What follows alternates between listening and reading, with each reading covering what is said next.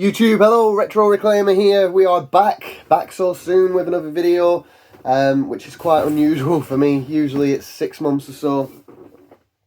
So this will be episode 2 of retro goodies from a friend's garage. Basically, if you've not seen episode 1, a friend from work went into his garage, brought out some retro games, plugged them in, ran into a few difficulties. He's brought them to me and said, look, can you see what works, what doesn't? And I've said, yeah, of course, I'll clean them up and obviously have a look at them. So in episode 1, we started with a PlayStation, so a PS1, the original model, a bunch of games. He struggled with the wire. There was a wire and he couldn't get video, but he could get audio. We've looked at all that, everything works fine, cleaned everything up. I've let him know what he was doing wrong potentially and how to get it working. And yeah, that's all sort of packed away, ready to go back. The next thing we're going to look at, because there's 2 more consoles in here, the next thing we're going to look at is Sega Mega Drive 2 console. I always find it sort of a bit strange how this is the Mega Drive I remember when I was younger, but obviously Mega Drive 2, it's a redesign of the console itself, but I'd imagine it'll get confusing for people who didn't grow up with these, because they probably consider the Mega Drive and Mega Drive 2 as 2 separate generations, like PlayStation 2, but that's not the case. But yeah, it's a lovely condition console. It's got all its bits and pieces. It's just covered in dust. Again, like everything else, it's just covered in dust. I'm sure it'll scrub up really, really nicely.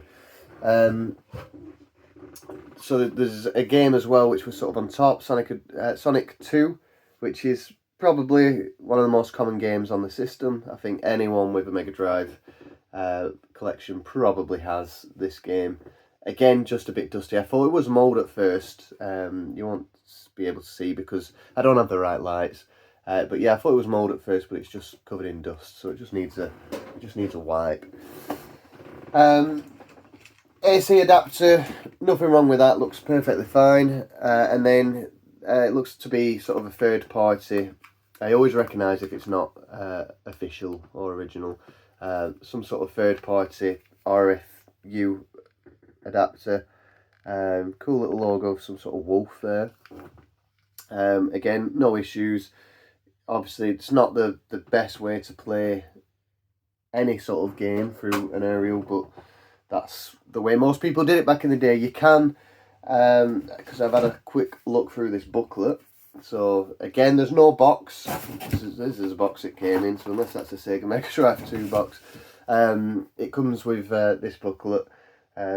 Not as well as packaged as a PlayStation. That was in its own little pocket and had a few extra bits as well.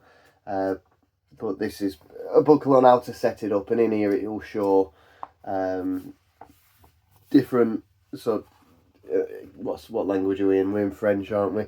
But yeah, you can get obviously the AV cable, the red, yellow, and white, which looks infinitely better than RFU. My fingers covered in dust. We'll get all that clean though. There's also 2 controllers. Mega Drive controllers, again covered in dust, but the wires, the buttons, everything presses. There's no sort of signs of damage. I can't imagine there's a problem there. And then we've got a few more games. So we've got World of Illusion starring Mickey Mouse and Donald Duck. I used to have this game before I sold everything, and it was mixed with Quackshot, I think it was, whereas this is the standalone game for World of Illusion. Inside, again, you see how cases sort of keep things much nicer. That's free from dust, probably in much nicer condition. We do have a manual, if I can get it out without damaging it. We do have a manual, and we also have the Sonic, I think it's Sonic, isn't it? Yeah, we've got a Sonic poster, which I think these can be quite common actually. I think I might have a couple, but yeah, cool poster. Get it framed, get it up on a wall, and if as I was mentioning earlier about the Sega Mega Drive 1 and the Mega Drive 2, obviously, as we all know, that's the Mega Drive 1 model, but for anyone who doesn't, yeah, it's just a redesign. So let's put these back. Yeah, I don't know if these posters just came with select games, or I would have imagined it came with Sonic, but I don't know. I don't know, because I was born after these came out, I think, just. So I never had them from new. We've got Sonic 1. Again, these games, there's some sellotape around here, so maybe the case has been bust. Probably just to make sure it stays shut. Sonic 1. Again, booklet and games in there. Infinitely better condition than being left out. I think if you've got a Mega Drive, you've got Sonic 1 and 2. It's the sort of must-haves. Excuse me for just 1 second.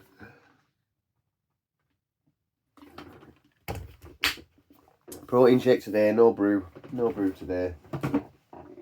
Next game we've got is Disney's Tailspin. I've heard of this, I've seen it, but I don't know. It looks like Baloo, the bear from Jungle Book. Yeah, it is. Kit and Baloo. Into the Wild Beulah. Yeah, Kit and Baloo. I don't know Kits, but I recognise Baloo. Again, game and frustrating. There's a sticker there on the inside, so there's a sticker on the spine, and then a sticker on the game itself, which is infuriating. Manual's a bit beaten up, but yeah, good condition. And what's good is all these cases so far have still got these tabs on the top as well. They've been looked after. And then this is the final. Let me just check to make sure. Yeah, I think this is the final game, which is Dick Tracy, the legendary American comic strip hero. Looks like some sort of detective game. It doesn't look great, but inside we've got the manual and the game. So again, not bad. He's got what, 5 games there, 4 which are sort of box complete. Again, there's nothing, the sort of common games, nothing of significant value. But like I said in the previous episode, he's not looking to sell these on anyways. He's looking just to get them hooked up and give them a little play. How long he'll play them for, I'd imagine it's a short period of time, and then they'll be locked back away again. So what we'll do, we'll plug that in and see if it works. So we're all plugged in, turned on fine. We are tuning, so we've plugged it in with the aerial and tuning, and I've actually had to read the instructions just to make sure I was doing it right, because I've not done this for a while. I do have my own Mega Drive plugged in with an aerial, but when I turn it on, it comes on straight away, so I potentially might have messed that up for myself, but yeah, I've just gone off the instructions here, which I'd imagine work the same now as they did 20-30 years ago. We'll see, but so far we're not finding anything. Right, we are all tuned in, channel 36 as the instructions said. What I did was I used my own RFU because I knew that one worked, plugged it in the back, did a manual search and managed to find the right channel, but as you can see the signal's not great. I've now plugged his own in, but I think what's happening here is all the dust. I tried the Sonic game first, that wasn't working. It came up similar to this but then stopped. I'll try a couple more games, but yeah, it probably just needs a good clean. Okay, again, dead easy to take apart, just 4 screws, which removes this front bit. That can get sort of washed. What I'll do is I'll soap a cloth in water and soap and just wipe that clean. This there's likely to be dust in there, so I'm going to get some IPA in there with cotton buds. Clean up the outer edge a bit again, but again, I'm not going to go as far as taking the motherboard off. It doesn't look as dusty as the PlayStation. You can just see sort of erosion, which is bound to happen. So yeah, we'll clean those ports. We'll clean inside there where we can see, get the air on it, get any dust out of there, but it doesn't look too bad.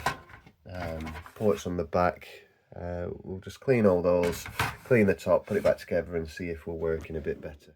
Right, the Mega Drive's back together, hopefully a lot cleaner.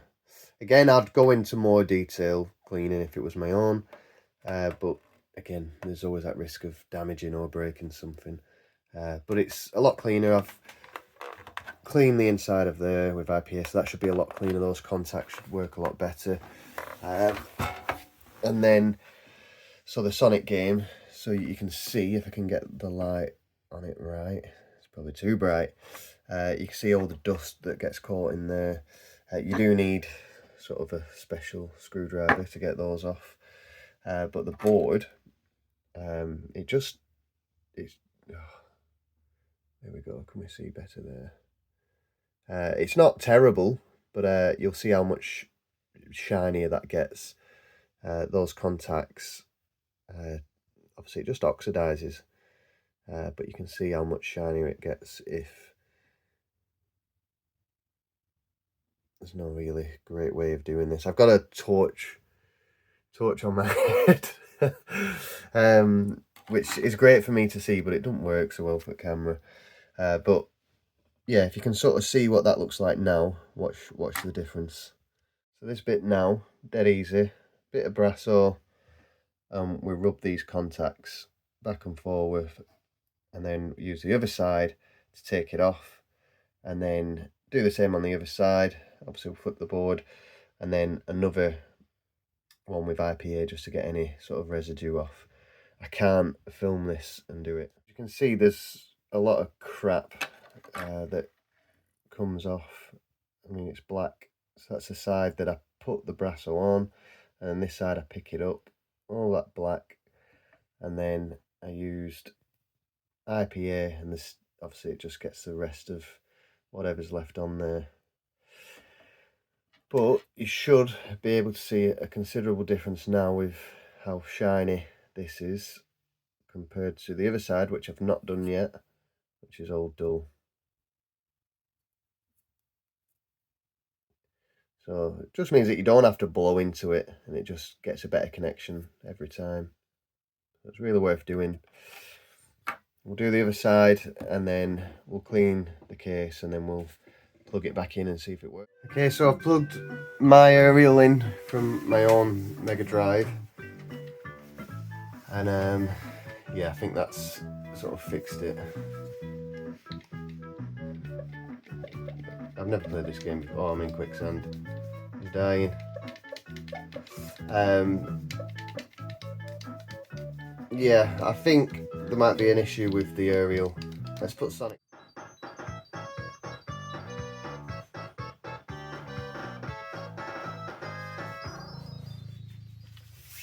picked up the wrong controller.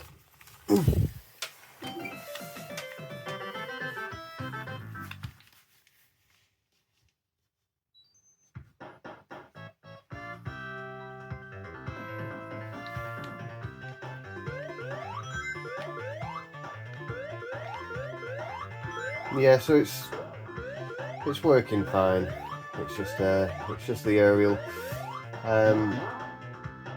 which again, it's probably better to just bin that aerial and get a proper AV cable or a SCART anyway. But yeah, at least the console's working. That's the main thing. Right, okay, we're all done. So yeah, all packed away, all sort of cleaned.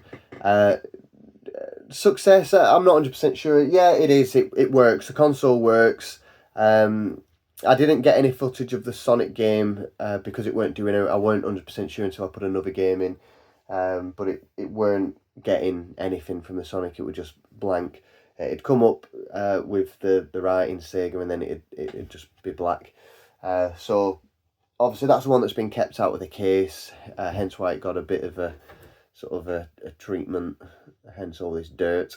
And it were playing fine after that. So the only issue is the cable. So that RFU adapter is no good. It's probably took one too many knocks. RFU adapters are no good anyway. These SCART and AV is always a better way of playing these consoles.